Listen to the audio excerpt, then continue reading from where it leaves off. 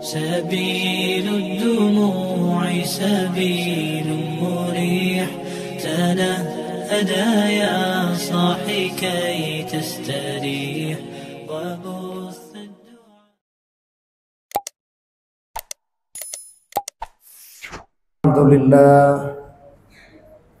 الحمد لله الذي كان بعباده خبيرا بصيرا تبارك الذي جعل في السماء بروجا وجعل فيها سراجا وقمرا منيرا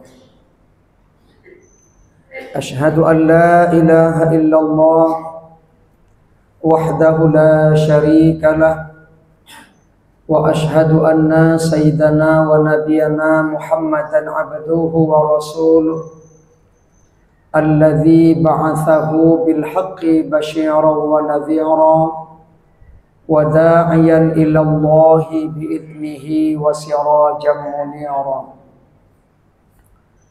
اللهم صل وسلم وبارك على سيدنا وحبيبنا وشفيعنا ومولانا محمد وعلى آله وأصحابه وسلم تسليما كثيرا أما بعد فيا عباد الله اتقوا الله حق تقاته ولا تموتن إلا وأنتم مسلمون فيقول الله سبحانه وتعالى أعوذ بالله من الشيطان الرجيم بسم الله الرحمن الرحيم ما كان الله معذبهم وأنت فيهم وما كان الله ليعذبهم وهم يستغفرون صدق الله العظيم. Segala puji hanya milik Allah Subhanahu wa taala yang kasih sayangnya sedikit pun tidak pernah Allah kurangi dalam kehidupan kita. Yang sering kurang adalah syukur kita kepadanya. Salawat dan salam kepada Nabi Agung, makhluk termulia di dunia, Habibullah Nabi Muhammad sallallahu alaihi wasallam. Semoga kita semuanya adalah orang-orang yang akan mendapatkan syafaat beliau di yaumil mahsyar. Marilah senantiasa jamaah salat fardu Jumat kita meningkatkan ketakwaan kita kepada Allah Subhanahu wa taala dalam kondisi bagaimanapun. Bekal yang paling baik adalah bekal takwa. Wa tazawwadu fa inna khairaz zadi taqwa. Dan berbekallah, maka sesungguhnya sebaik-baik bekal berbekalkan takwa kepada Allah Subhanahu wa taala. Wa libasut taqwa dzalika khair. Pakaian yang paling baik adalah pakaian takwa. Pondasi yang paling kuat di dalam menahan berbagai macam beban dalam kehidupan ini juga adalah pondasi takwa. Oleh karena itu khatib berwasiat, mari selalu dan selalu kita meningkatkan takwa kepada Allah Subhanahu wa taala. Jamaah salat fardu Jumat yang dimuliakan Allah, pada suatu hari Nabi Musa alaihi salam kedatangan seorang laki-laki. Ja'a rajulun ila Musa alaihi salatu wassalam. Datang seorang laki-laki menjumpai Nabi Musa alaihi salam. Laki-laki ini berkata, "Ya Rasulullah Musa, mintalah kepada Allah untukku agar diriku tidak diazab di hari akhirat, azablah selama saya masih di dunia ini." Laki-laki ini bermohon kepada Nabi Musa agar meminta kepada Allah agar dirinya tidak diazab di hari akhirat. Dia meminta agar Allah segera mengazabnya di dunia ini. Wahai Musa, saya tidak mampu dan tidak akan sanggup menerima pedihnya azab akhirat.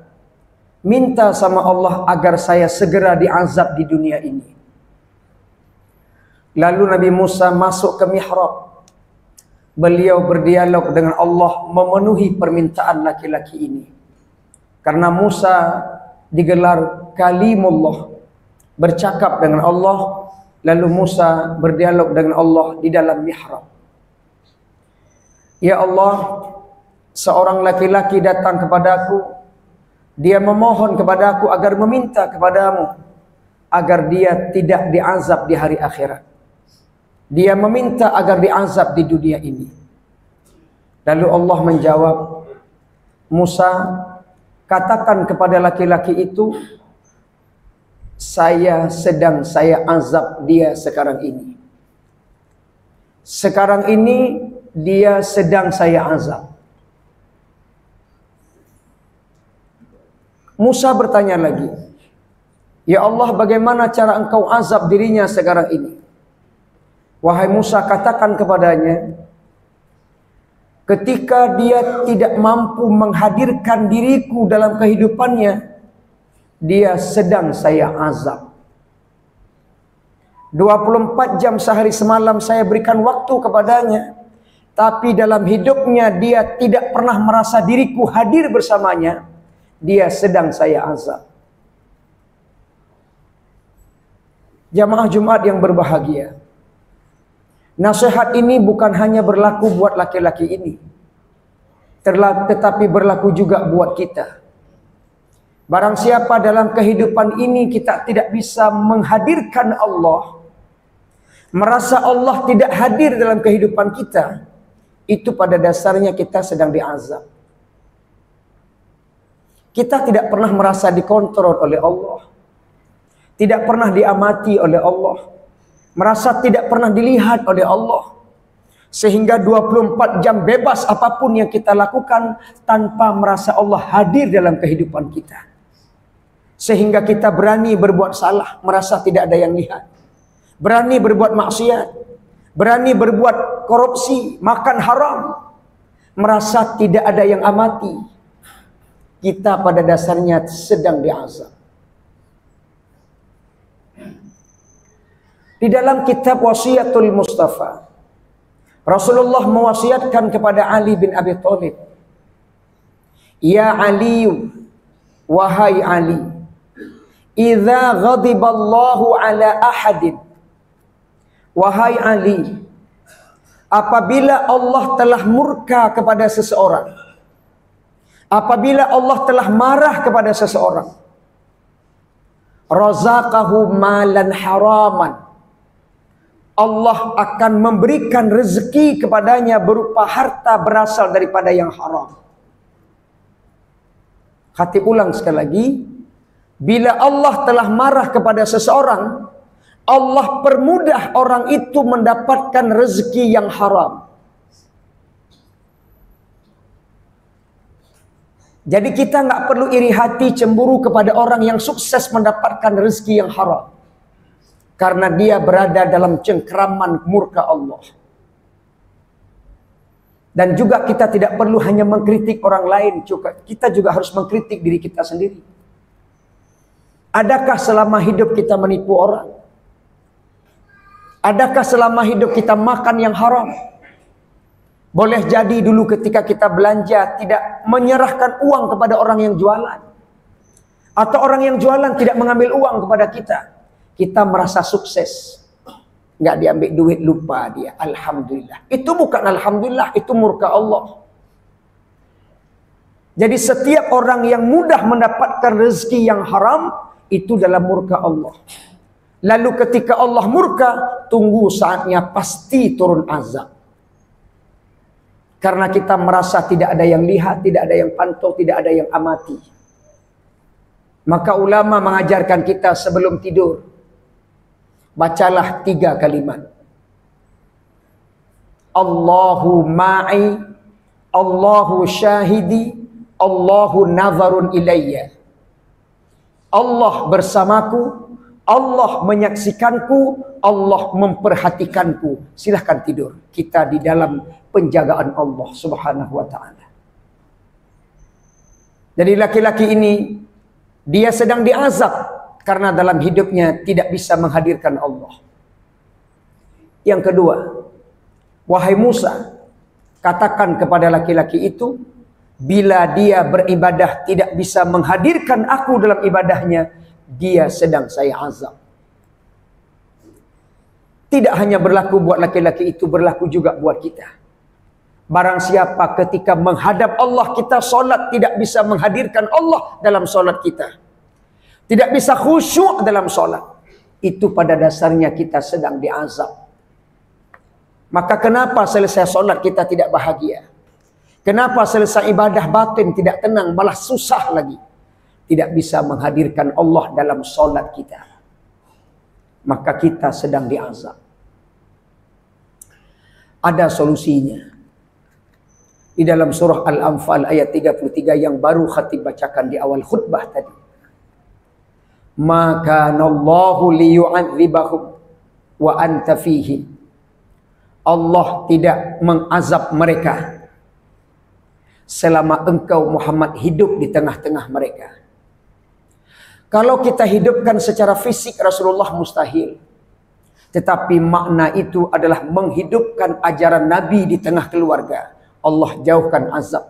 Menghidupkan ajaran Nabi di tengah masyarakat di negeri kita, Allah jauhkan azab. Hidupkan ajaran Rasulullah.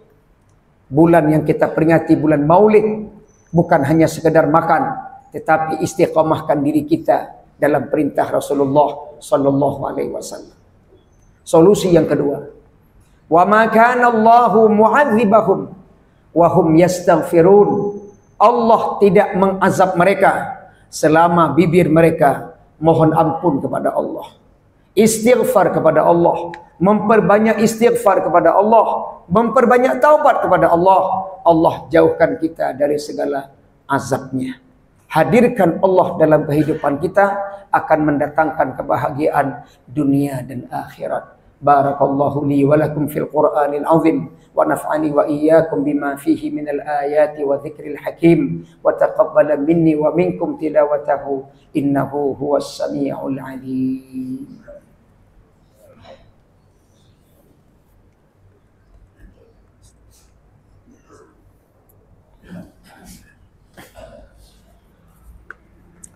Alhamdulillah alladzi la rabba siwahu wa la ma'buda ghairuh, nahmaduhu ala na'amaihi wa alaihi fi ardihi wa samaihi. Ashhadu an la ilaha illallah wahdahu la syarika lah.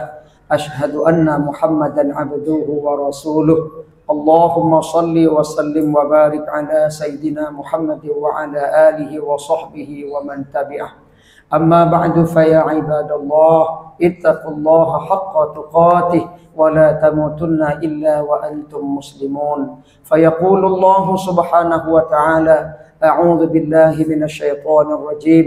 Bismillahir rahim. Laqad kana lakum fi rasulillahi uswatun hasanah liman kana yarjullaha wal yawmal akhir wa dzakarallaha katsira. Shadaqallahul azim. Allahumma ighfir lil muslimina wal muslimat wal mu'minina wal mu'minat al ahya'i minhum wal amwat bi rahmatika ya arhamar rahimin. Allahumma ajirna minan nar, Allahumma ajirna minan nar, Allahumma ajirna minan nar. Allahumma rabbana atina fid dunya hasanah wa fil akhirati hasanah wa qina adzaban nar. Ibadallah, innallaha ya'muru bil 'adli wal ihsan wa ita'i dzil qurba wa yanha 'anil fahsya'i wal munkari wal baghi ya'idzukum la'allakum tadhakkarun wa la dzikrullahi akbar wallahu ya'lamu ma tasna'un. Aqimus shalah.